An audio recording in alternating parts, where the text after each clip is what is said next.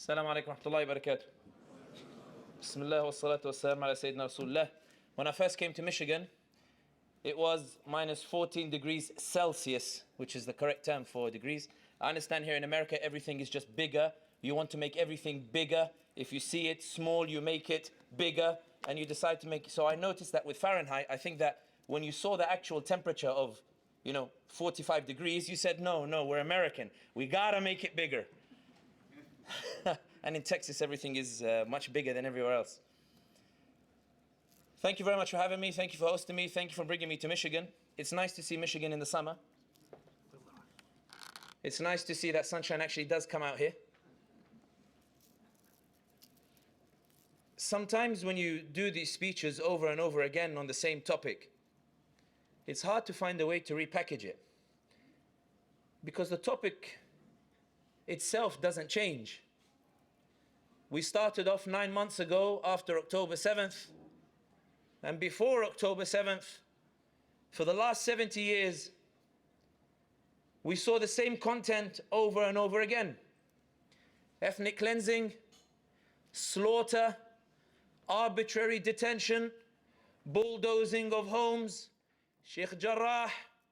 We saw all of these various different events take place over and over again, and we make the same speeches over and over again. But I fear that sometimes we get to a point where we're not tired of trying to call an end for this genocide. We're at a point where when we hear it, we heard this speech before, let's move on to another thing, another issue, because I'm tired of hearing it over and over again. I wish Palestinians could just switch the channel and go to a different topic. Instead of waking up in Rafah, finding children with their heads blown off. One of the darkest ironies is when the Israelis lied about it, it made front page news for a whole week, wall-to-wall coverage. But when the Israelis did it, it didn't got a single headline on any of the mainstream news whatsoever. Before I start this, I'd like to categorically state the views expressed by Sami, the son of Muhammad al-Hashim al-Hamdi, are Sami's own. They do not reflect Miftah.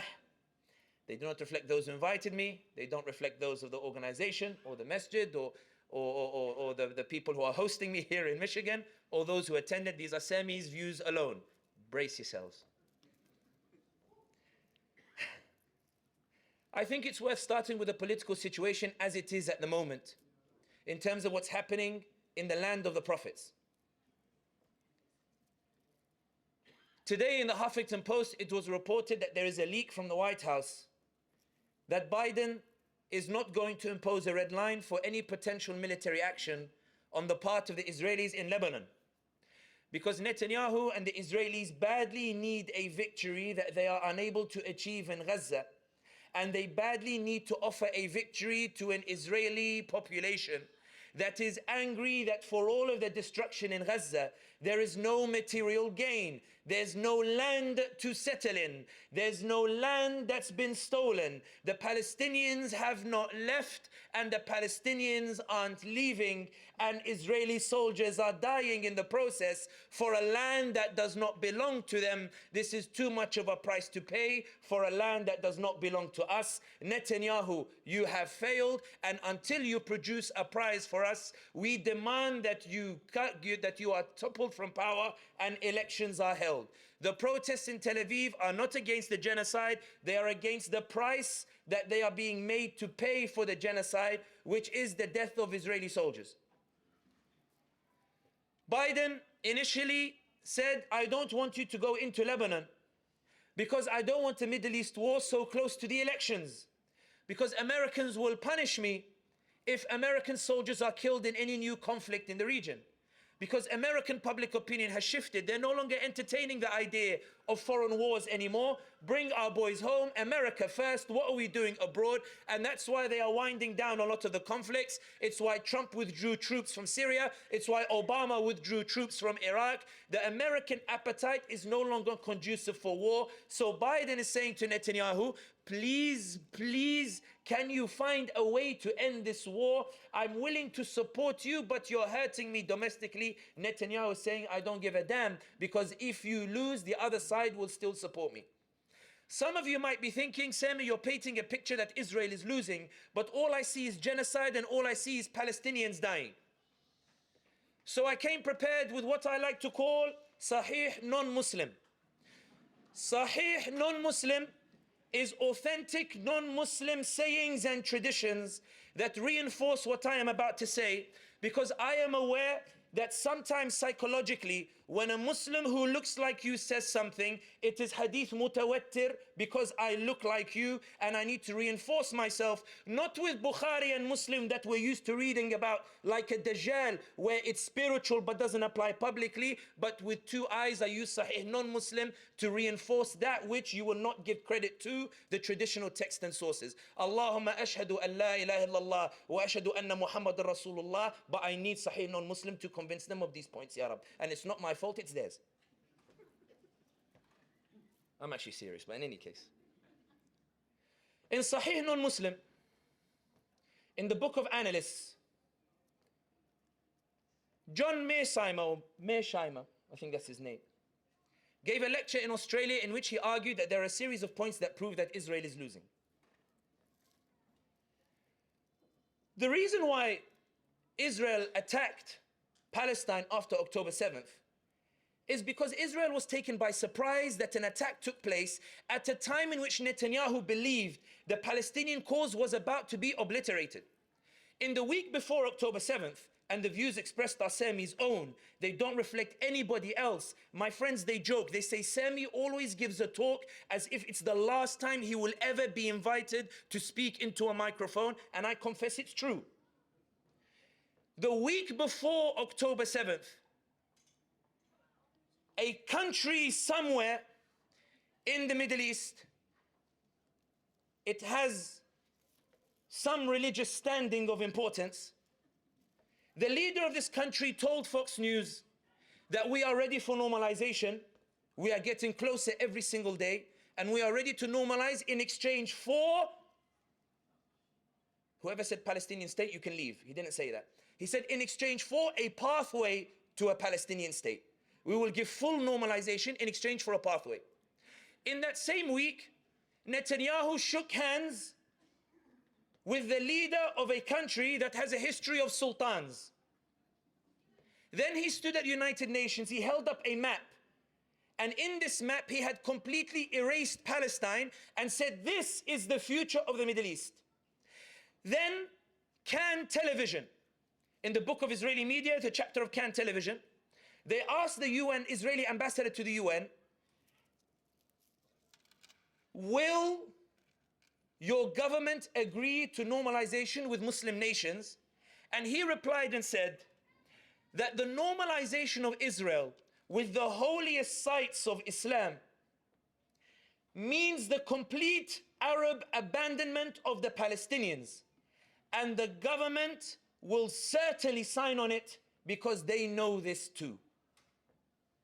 So Netanyahu moved troops from the border of Gaza to the West Bank to prepare to invade the West Bank because he was reassured that Muslims will do nothing, Muslims will not move, Muslims will not punish, Muslims will continue to prioritize comfort over justice, because Netanyahu believes in the hadith that one day the hearts of the Muslims will be afflicted with wahan and they will hate everything associated with sacrifice. When he moved those troops to the West Bank in preparation to invade the West Bank, then October 7th happened. The reason why they kept asking people to condemn October 7th is because Israelis and those who support them are used to slaughtering civilians. For them, it's not a condemnable act. They have done it for 78 years in Palestine. They have done it in Vietnam, they did it in Iraq, they did it in Afghanistan.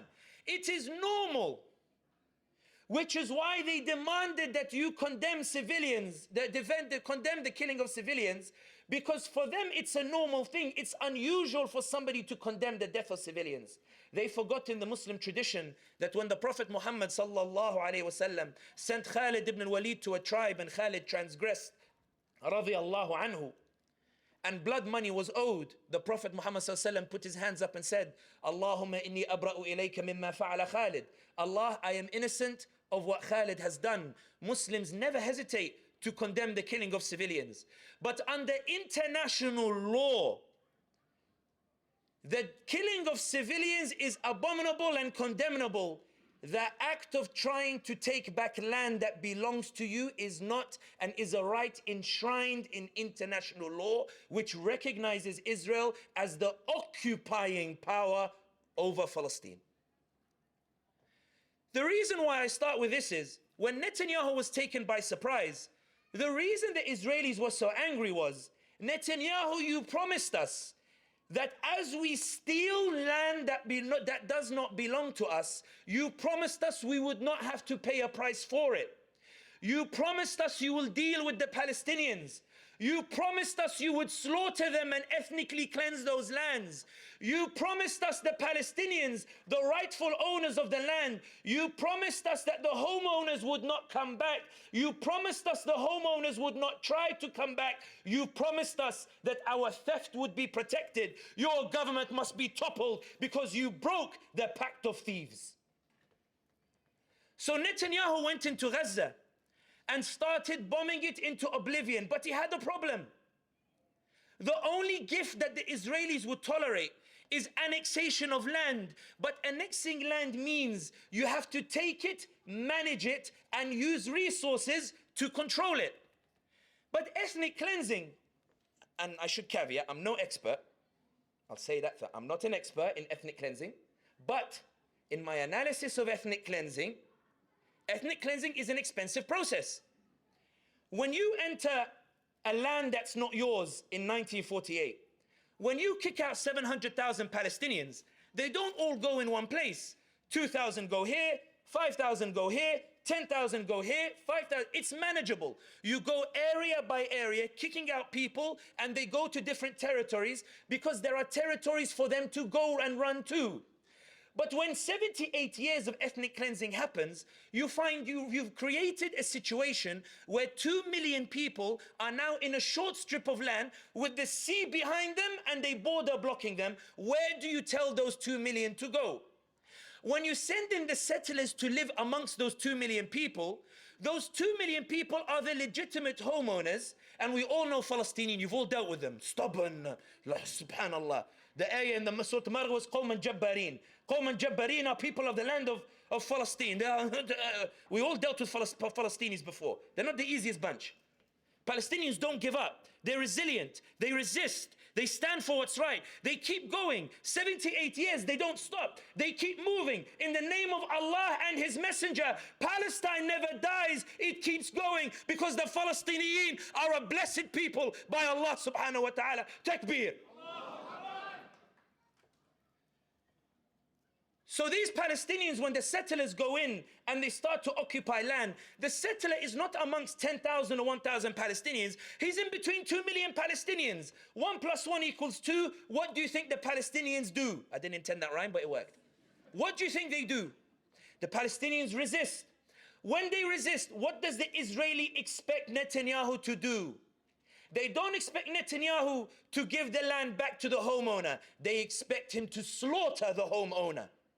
So Ariel Sharon in 2005, when he withdrew from Gaza, he didn't withdraw because he wanted to give the land back. He withdrew because he couldn't deal with the 2 million Palestinians. Because you only have 3 ways to deal with them. You either give them equal rights, but if you give them equal rights, you expose to the world that the Palestinians are the people of the land. Because suddenly you realize that democratically, they win the parliament. Democratically, they win the premiership. Democratically, they win the presidency. Democratically, the land goes to the people of the land. We can't give them equal rights. The second choice is apartheid. Apartheid is expensive. 2 million people, constant, munakafat, constant fighting. It's too expensive. I can't keep going in. Ariel Sharon says, I'll withdraw. I'll do a concentration camp. I'll build a wall. But to satisfy the Israelis, I will allow permission for music festivals to take place at the walls of the concentration camp of the largest open-air prison in the world, according to Human Rights Watch and David Cameron, the former Prime Minister of the United Kingdom. Sahih, non-Muslim. That's the reference. You can find it there.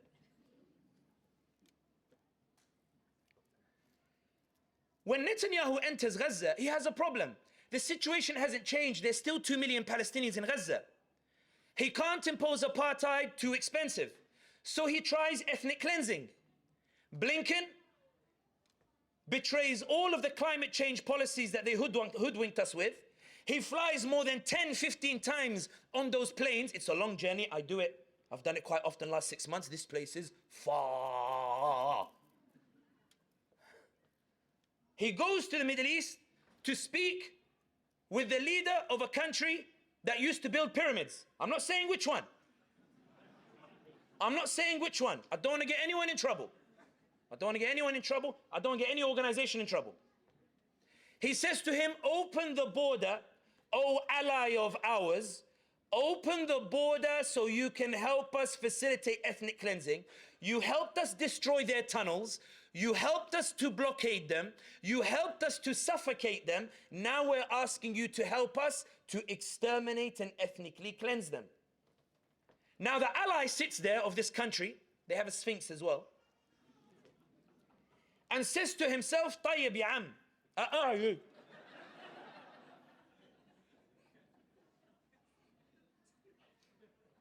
And says to them, I have lent my support in things before, but I'm not opening the border this time. Why?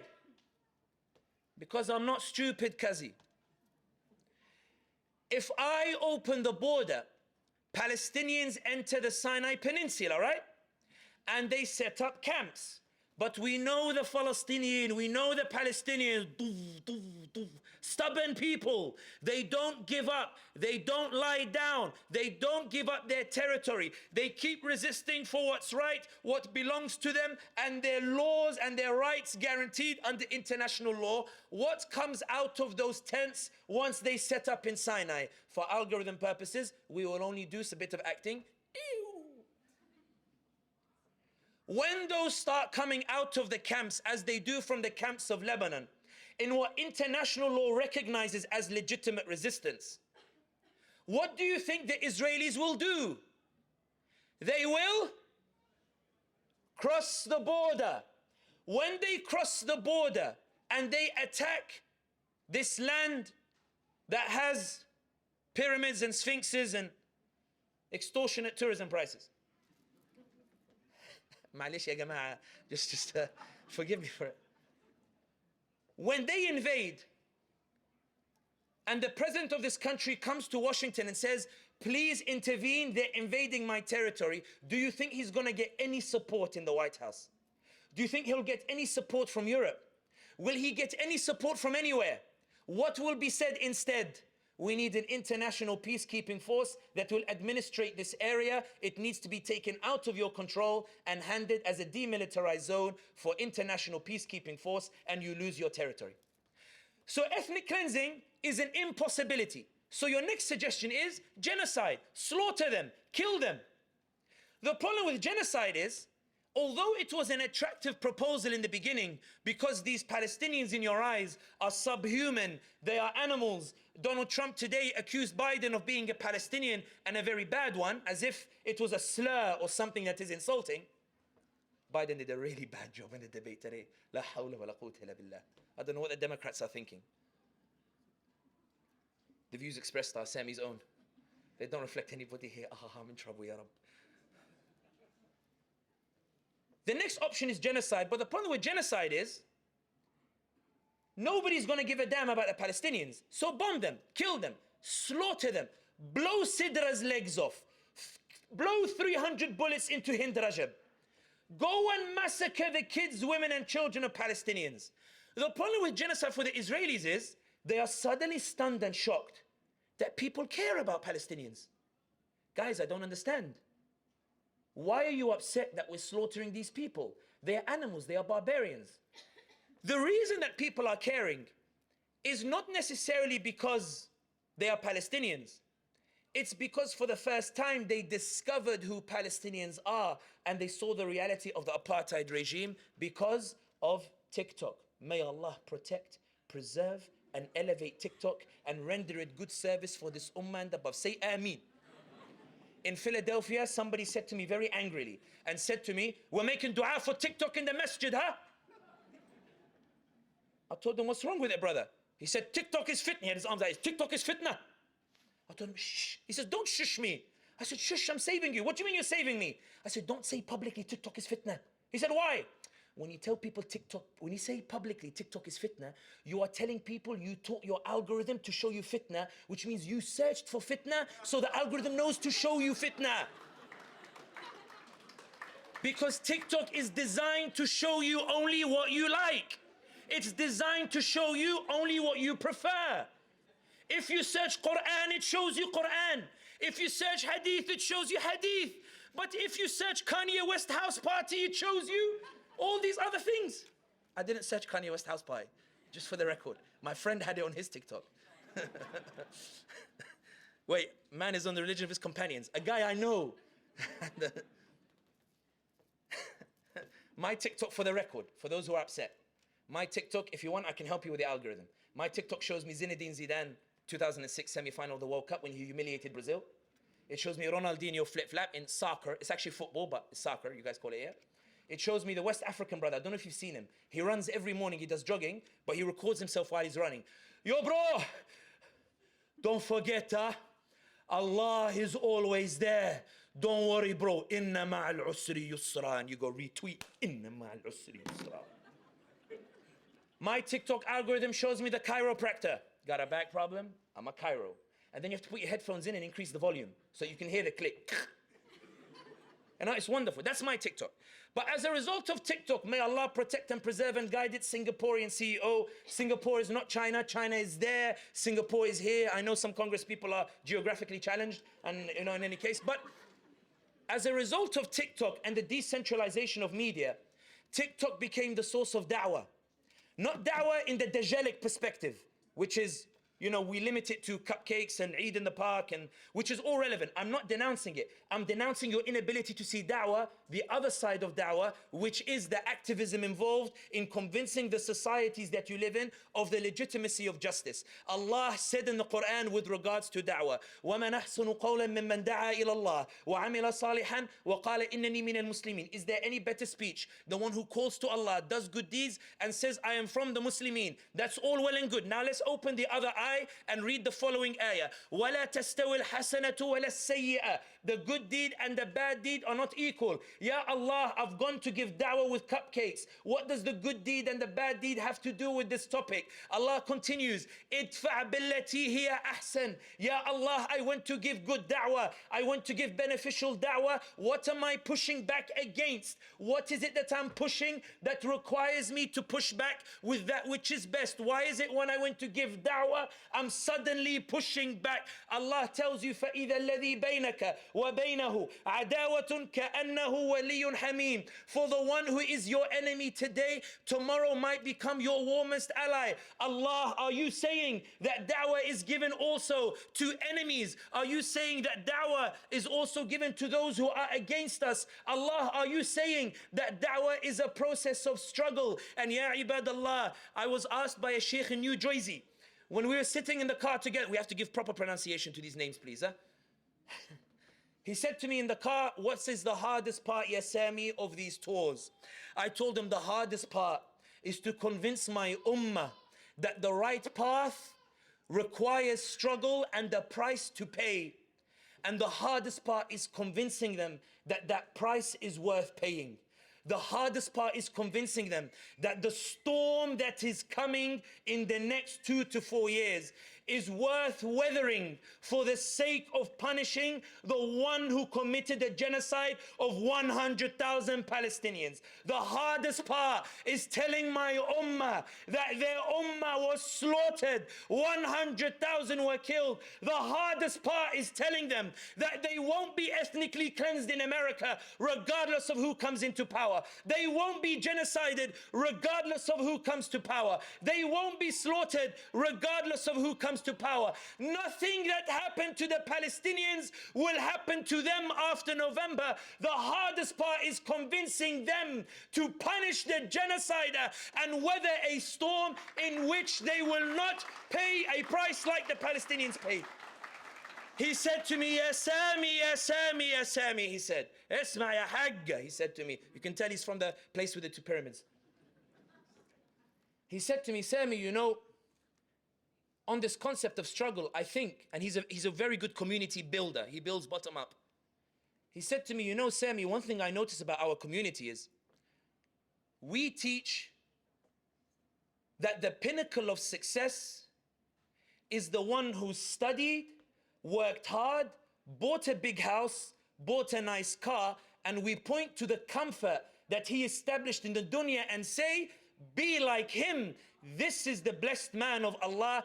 This is what success in the dunya looks like. He said the community will read about the state of the Prophet Muhammad sallallahu alaihi wasallam, and they will read that Aisha radiallahu anha used to say that for 3 months, 3 moons, a fire would not be lit in our house. This community will say, MashaAllah on the Prophet and how successful he was. But my measurement of success today is that my brother here has a 3-bedroom house while I'm stuck in renting a studio. He is better than me through material possession, even though when you read the seerah, the Prophet is better in the absence of material or possession. Do you see what I mean by a dajjal? You read the seerah, but do the opposite conclusion of what the seerah encourages you in determining what is success. He said to me, the reason why this is problematic, Ya Sami, is that when we teach the community that the pinnacle of success is comfort, and that the hikmah is how to preserve the comfort, you realize, Sami, Islam becomes problematic for the Muslim community. Sheikh, taqillah. Sheikh, that can get you cancelled. Sheikh, no one will host you if you ever said this properly. Salli al Nabi am. The Egyptians, I hate when they do this. I said it. What they do is, when they interrupt you, they don't say shush. They don't say be quiet.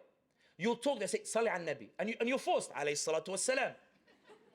But what I'm saying is, Salli al Nabi, alayhi salatu. Ya, let me finish, man. He tells me, Sami, Islam is problematic for the community with regards to the aspect of comfort. Because think about it, Ya Sami. I told him, Sheikh, you know, there's no way you can rescue this. There's no context that can rescue this. He said, wait for me.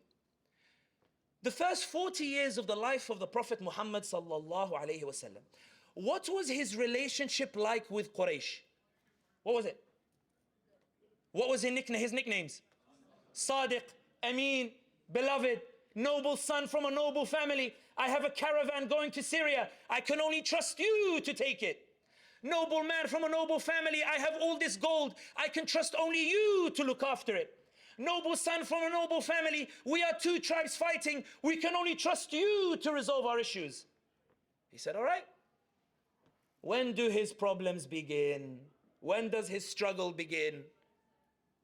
Now I can see slightly where he's going in this, but I want to see how far he goes. It begins when he gets the revelation. He says, Sami, does his personality change at the age of 40? It doesn't. They know he's still Sadiq. They know he's still Amin. So that's not what changes. What changes? He gets the revelation, stands up and says, end the genocide. Stop the ethnic cleansing. Stop giving them the bombs. Give them justice. Give them rights. La ilaha illallah Muhammadur Rasulullah. Stop burying your daughters alive. Treat your women well. Society gets so angry at the call for justice. They begin to repress him. They begin to oppress him. They begin to beat him and his companions. The struggle begins, and the comfort of the first 40 years vanishes. Then he says to me, Sami, when do his struggles end? They don't end until his dying breath. Do you see what I mean now, Sami? Islam tells you the pinnacle of success is to persevere through struggle, to stand for what's right and persevere in the struggle that is required. But we teach our children that struggle means there's something wrong. Islam tells you struggle is the prophetic way. We teach them struggle is the wrong way. Islam teaches us struggle is the way of Rasulullah sallallahu alayhi wasallam. We say that the way of struggle means you're doing something wrong. You need to change your way because hikmah is comfort. It's not struggle for what's right and what's just. The reason why I mention this is Netanyahu in Gaza has a problem. But one of the reasons Biden continues to support him is because Biden is now weighing up what could possibly happen to me in November. And he's calculating. Biden says to himself, I have two groups of people who are angry with me. Now I want to read you this from Sahih non-Muslim, the book of X, formerly Twitter. Chapter of correspondence, book of Washington Post, and John Hudson قال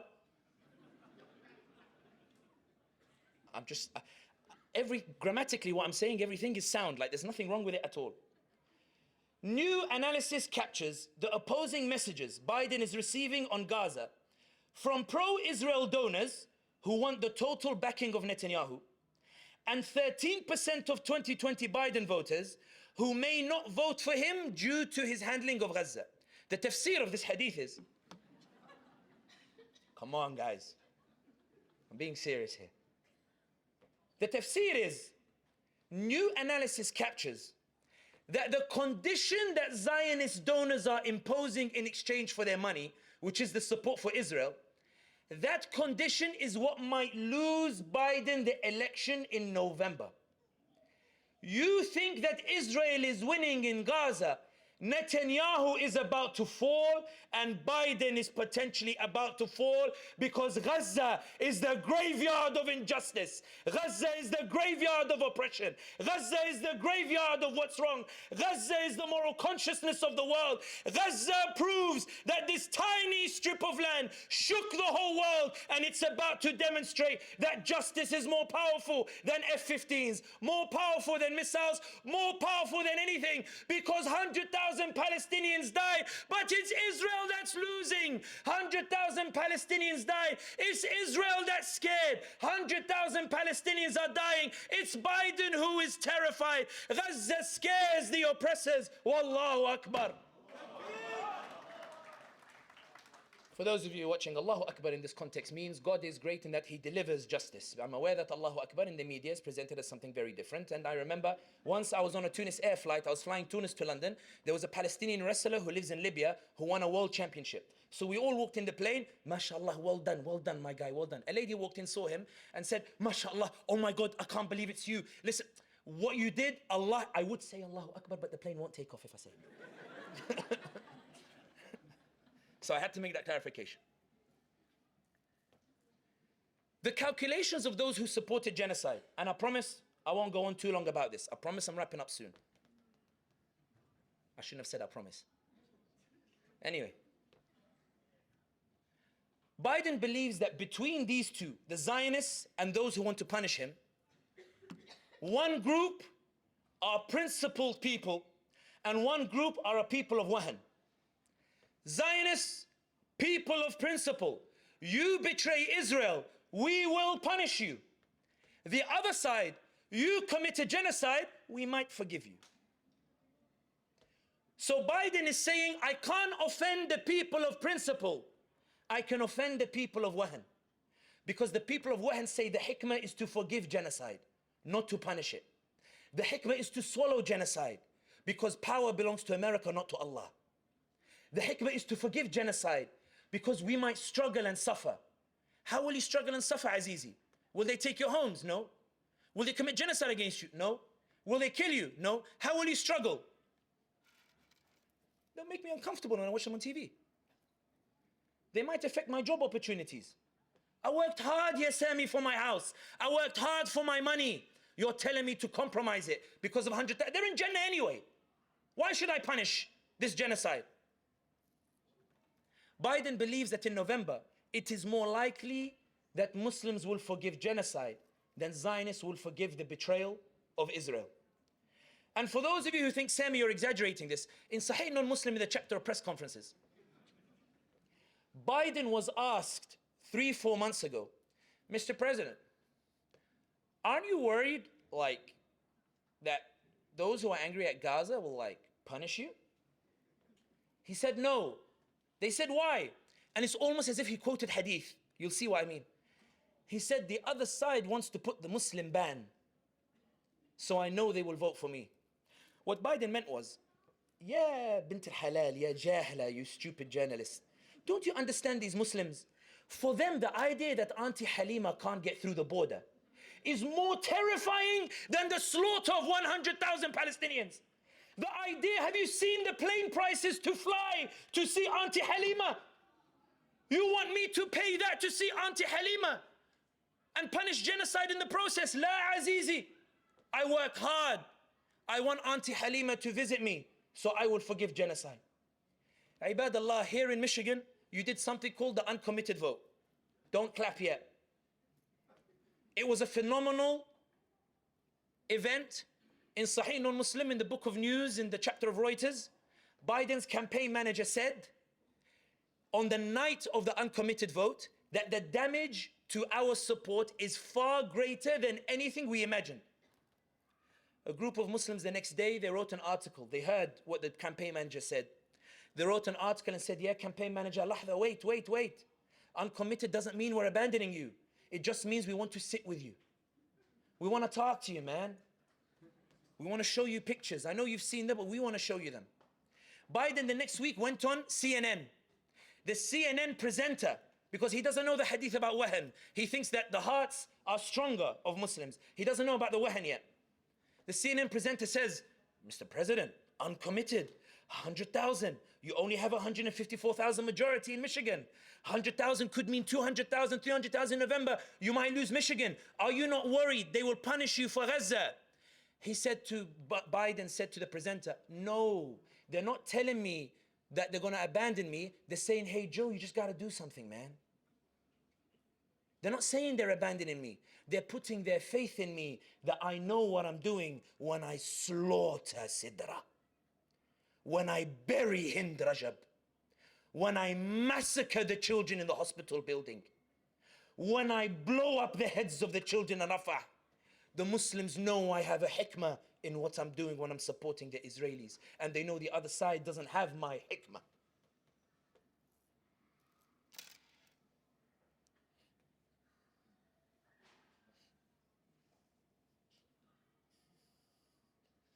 He says, I know these Muslims.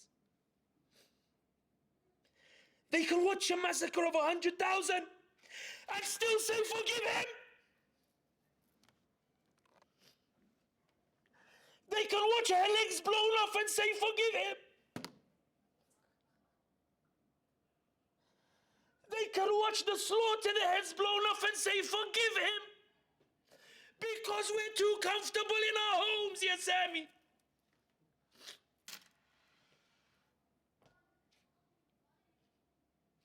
He says, I know them. Biden says, I know them better than you, yes, Sami. Zionists won't forgive me, Muslims will. Zionists won't forgive me, Michigan will, he says.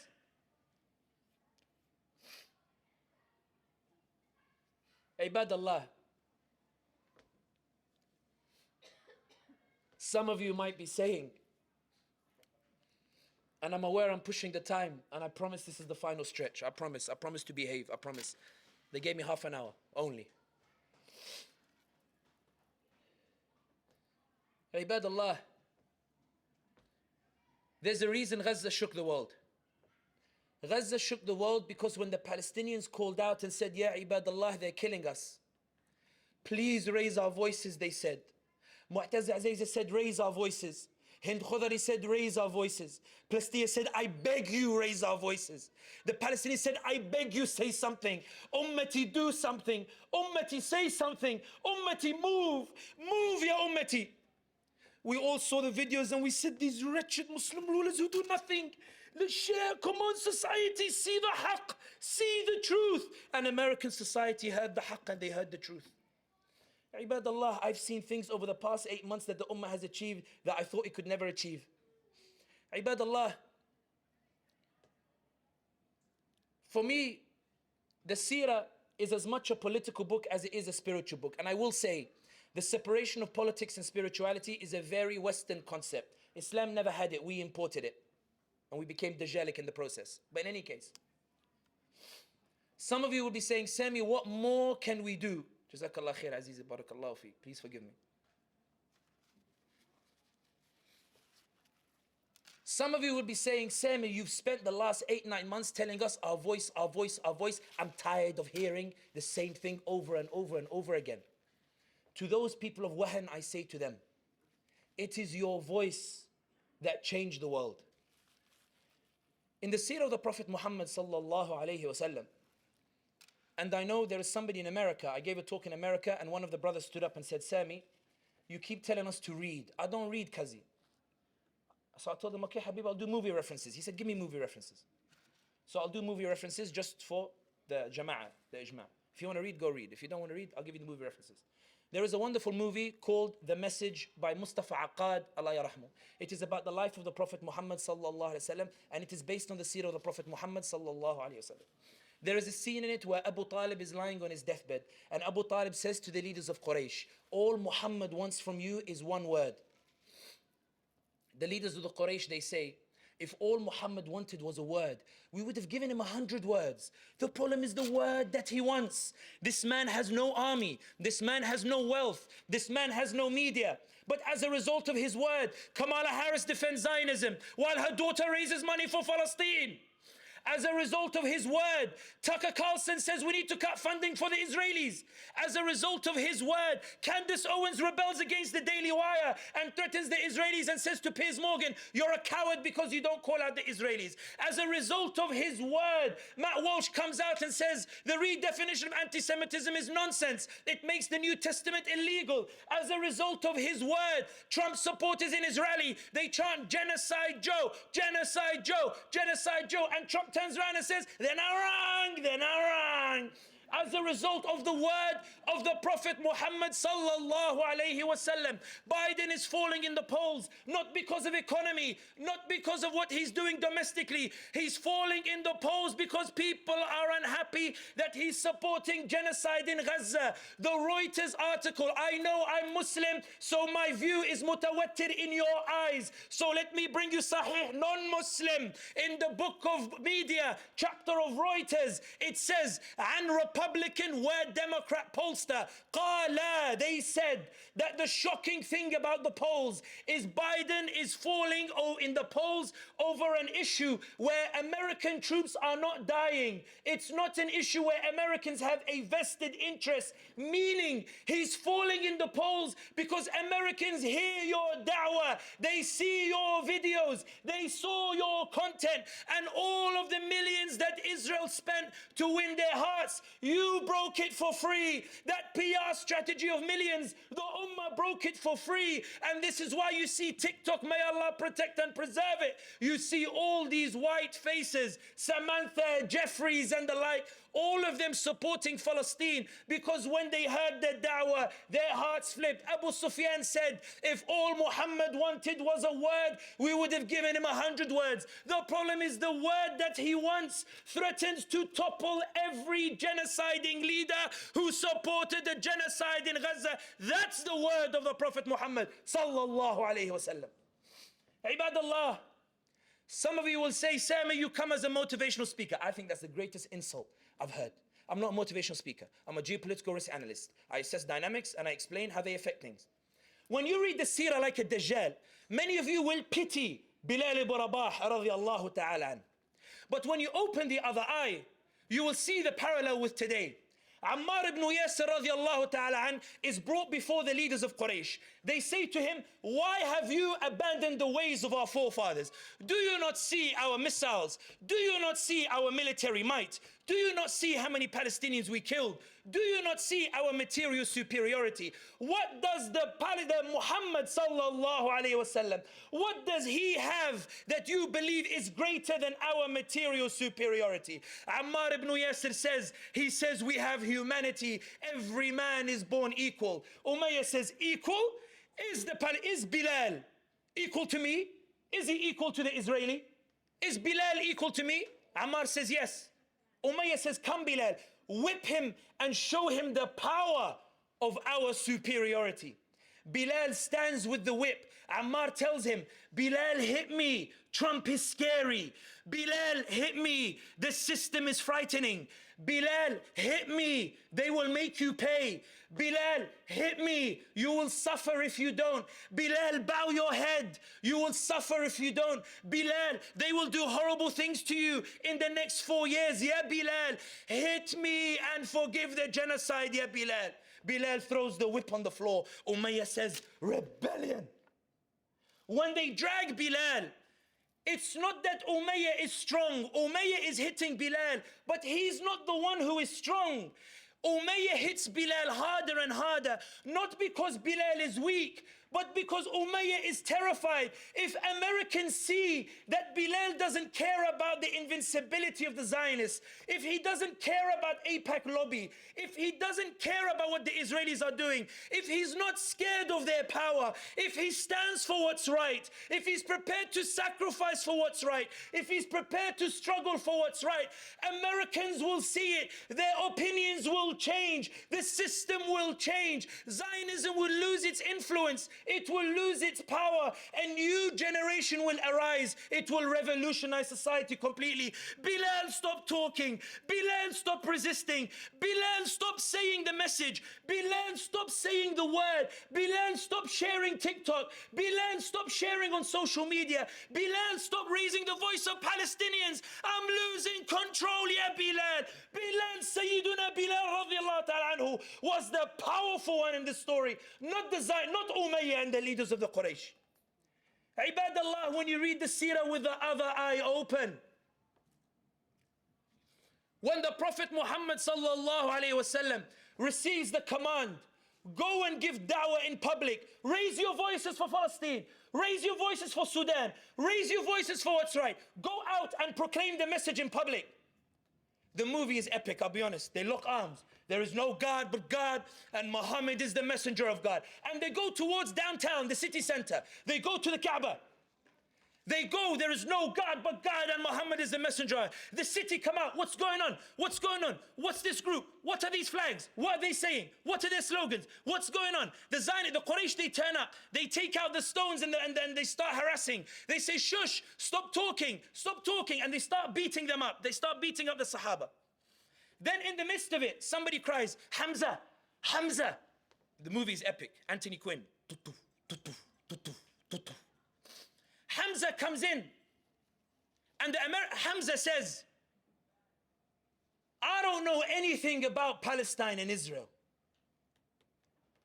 but I don't understand what the Palestinians could have possibly done to deserve the use of all this force against them. We're spending 8 billion, ya Imran, to go and kill these images of innocent men, women, and children. I don't know anything about Palestine and Israel. But even I can tell there's something weird here. Abu Jahl says, the Palestinians are animals. The Palestinians are animals. Hamza says, well, come pick on someone your own size. Strike me if you dare, Ya Abu Jahl. Abu Jahl says, Hamza stands. He's horrified by what he's seen on TikTok. Hamza stands up and says, I am of the religion of Muhammad. Hamza later says, when I said it, I didn't mean it. I was just so horrified at what I'd seen. Like the American in LA, she did a video in the early days of the genocide. She said, I grew up in a Zionist environment. I never heard Palestinian voices, but as a result of TikTok, because billions shared it, TikTok put it on my feed, and when I saw, I can't unsee what I've seen. All of my content now is pro-Palestine. I checked her content this morning. Every day she does something pro-Palestine. Hamza becomes Muslim, and Hind says, I don't believe it. The drunkard who spends his time hunting in the desert is now Muslim, is now entering the religion. Candace Owens is pro-Palestine. All these people are changing their minds. What's going on? Yes, Sami, these are all personal things. This is motivational. Khalas, Habibi, I give you more political. Because you only see things like a Dajjal. Khalas, let's just try and open the other eye. I didn't intend that rhyme, but open it. The Prophet Muhammad sallallahu alaihi wasallam says to the Muslims, go to Abyssinia, for there is a land of rule of law. You will not be wrong there. You have freedom of speech. You will be able to convey your message without persecution. Go to Abyssinia. Amr ibn Abyssinia, Najashi, is the NATO ally of Quraysh, is the diplomatic ally of Quraysh and the economic partner of Quraysh. Amr ibn As says, these are rebels in our city, can you send them back? Najashi says, we have an extradition agreement, of course I'll send them back. Ja'far says, at least watch the TikTok video first. At least see what's happening in Palestine. At least let me tell you what's going on. Guys, I'm not joking. I'm striking the parallel between the mercy to mankind and to prove the seerah didn't end in 632 AD. It applies today. Ja'far says, let me show you what's happening in Palestine. Najashi says, show me. Ja'far says in the movie, we worshipped gods of wood and stone. It's in English, but there's American subtitles. We worshipped gods of wood and stone, elements of our own manufacture. The rich neglect the poor, and the act by which the brother lifts his fellow brother up is described by them as upsetting social order. To this, a man has come. And why should we be surprised that God sends a prophet? Did he not send Moses and Jesus? Who taught you those names? Who taught you those names? Why? They are mentioned in the Quran. You can tell I've watched the movie many times. Najashi, at the end of this conversation of words, no army to threaten him, no economy to bribe him, no mainstream media to convince him, as a result of the words, Ya Sayyidatil Karima, as a result of the words, Najashi looks at his NATO ally and announces that we need a ceasefire now, not for a mountain of gold will I hand them over to you. Belgium announces that we need sanctions on Israel. The EU announces we're restoring funding to UNRWA. Spain says we're recognizing a Palestinian state. Ireland says we're recognizing a Palestinian state. Norway says we're recognizing a Palestinian state. Canada says we're restoring funding to UNRWA. Australia says I'm not joining your alliance in the Red Sea because of the word of Islam, the word of justice, the word of what's right. There was no army to threaten France into calling into a ceasefire. There was no economy to bribe Norway into recognizing a Palestinian state. What made them do it, ya ibadallah? It was the voice, the da'wah, the justice, the message that resonates with every fitrah. How can you see this period as weakness when Allah gave 13 years to Mecca, only 10 to Medina? What was special about Mecca that it needed 13 years? It wasn't 13 years of weakness. It was 13 years of power, because when Amr ibn As went back to Congress, the Congress people said, how can our allies in the EU support a ceasefire? And the Zionists panicked and they said, shut down Tik Tok so that the people don't hear the message of the Prophet Muhammad sallallahu alaihi wasallam, because our material superiority is inferior to the word of justice, truth, and the Prophet Muhammad sallallahu alaihi wasallam. Ibadallah, I have two more examples before I finish, and I won't bore you, and forgive me for taking long. I'm not as eloquent as I'd like, and I can't cram it in half an hour. I know I'm going on borrowed time here, but tolerate me, you may not see me again after this. The Prophet Muhammad sallallahu alaihi wasallam, he knew that Islam could make an enemy into an ally. When you read the Quran, with the seerah, we all know the story of Khalid ibn Walid defeating the Muslims and then becoming soul of Allah. We love to tell the story of Amr ibn As. He becomes Muslim, takes Islam to Egypt. We love to tell the story that Umar ibn al-Khattab used to beat up the Muslims and then became the Khalifa al-Faruq who led the Muslims in a golden age. We love it, right? When you read it like a Dajjal, you will ponder and react negatively to this question. When you read the seerah of the Prophet Muhammad sallallahu alaihi wasallam, he makes a dua, Allahumma bless Islam with one of the two Umars. Who are the two Umars?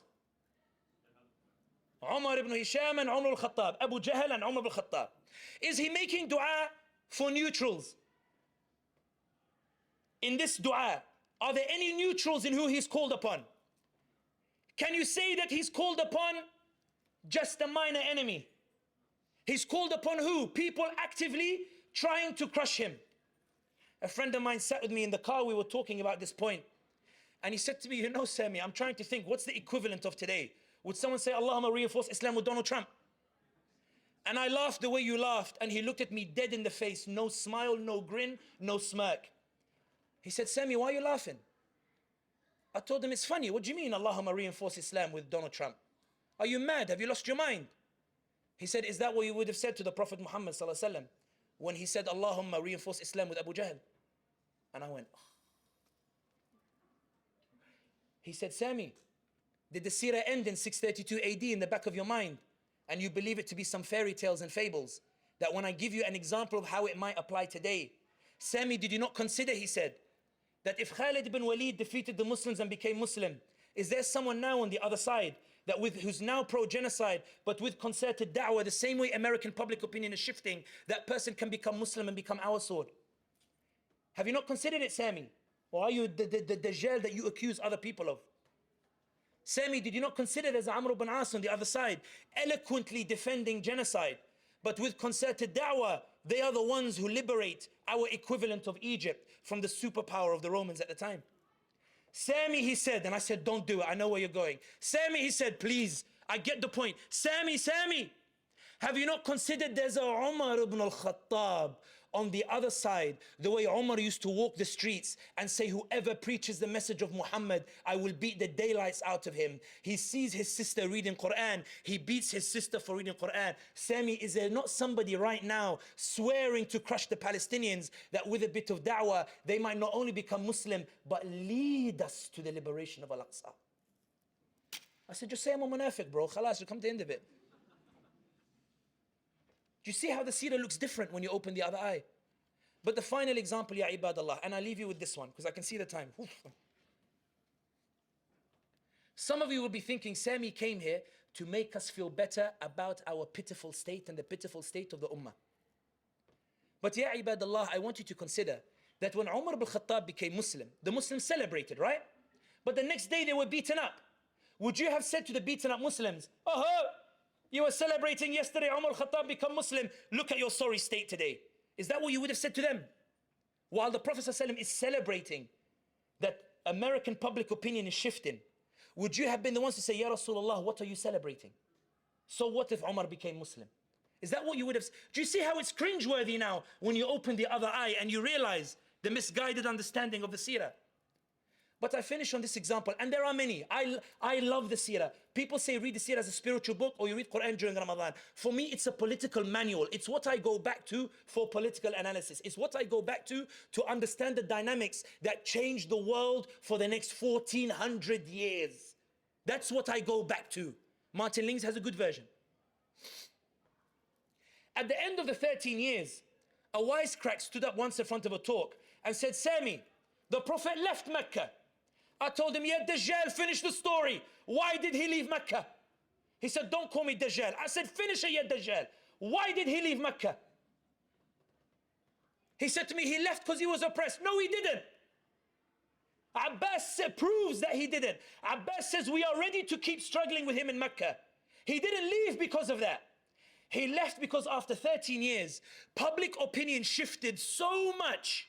It shifted so much because of the consistent da'wah, because of the consistent calling for justice, that two tribes called Aus and Khazraj, they go to the Prophet Muhammad sallallahu alaihi wasallam out of nowhere, and they say to him, Ya Rasulullah, we saw what is happening, and we can't handle it. Ya Rasulullah, we love your message. إننا سمعنا مناديا ينادي للإيمان أن آمنوا بربكم فآمنا. We heard somebody call to the Iman, that listen to this call and come to the call, so we believe in it. So they say to him, Ya Rasulullah, for your word that lacks an army to impose it, that lacks wealth to buy it, that lacks a media to promote it, that is materially inferior to the Quraysh, For this message of yours, we are ready to give you a city and ready to give you an army and ready to give you wealth and what you need. Abbas, the uncle of the Prophet, is so surprised the way you would be surprised. He stands up and says, wait, don't give the pledge yet. Don't. He says, don't, wait, stop. Do you know what's in this pledge? This pledge will open a path of struggle that I fear you are not capable of. You will be at odds with the system, with the Zionists, with the US, with all. You will be at odds with all of Arabia.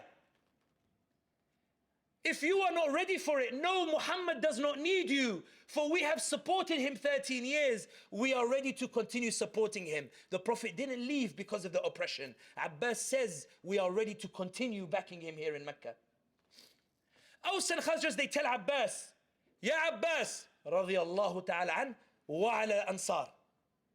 Ya Abbas, we know that once we embark on this path of justice and raise our voices for Palestine, we know a storm is coming. We know we're going to struggle for the next 4 years.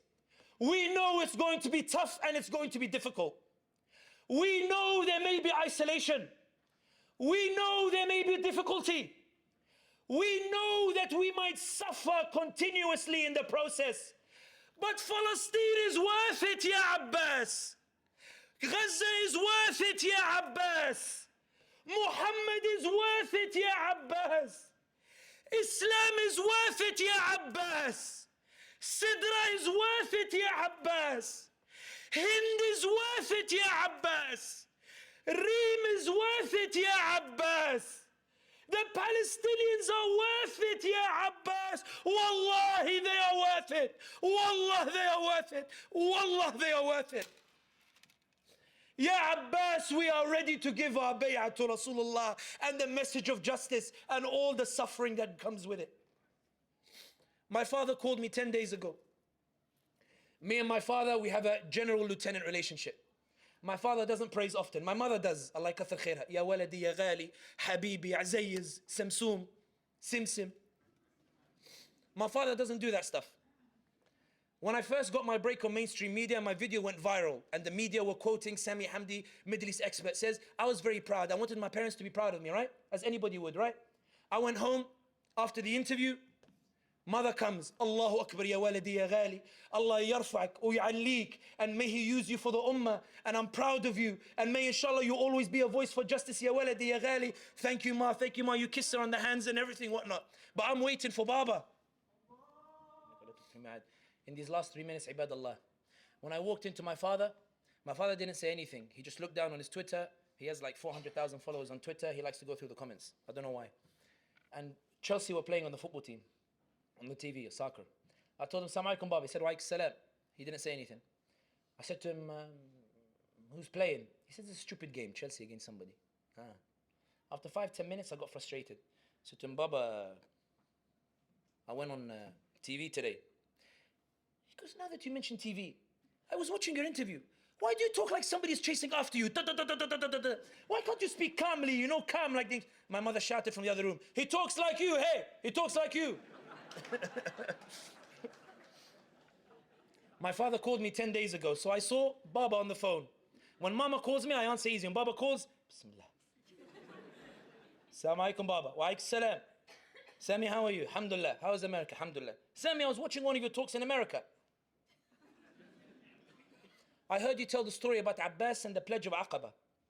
But Sami, you didn't finish the story. I said, Baba, what do you mean I didn't finish the story? You didn't finish the story. Baba, I got to the point. They said to Abbas, we're ready to struggle. Yes, but the crux of the whole story is in the next part. Baba, what's the next part? Sami, think about it. What did they ask Rasulullah sallallahu alaihi wasallam after they told Abbas we're ready to give the pledge? I said, Baba, what did they ask? Sami, think back to the story. They asked Rasulullah sallallahu alaihi wasallam a question. I said, Baba, I'm racking my brains. What did they ask him? What am I missing? Sami, listen to me, ya waladi. Waladi means he's in a good mood. Listen to me, waladi, means my son. Sami, they asked Rasulullah sallallahu alaihi wasallam, what is our reward? And I went, oh. You know the way that you ask me, Sami, what will happen to us if we punish genocide?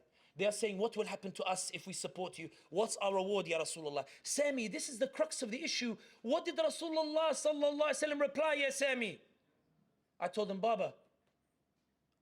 They replied, he goes, and he interrupted me. He goes, yes, Sami, understand the significance.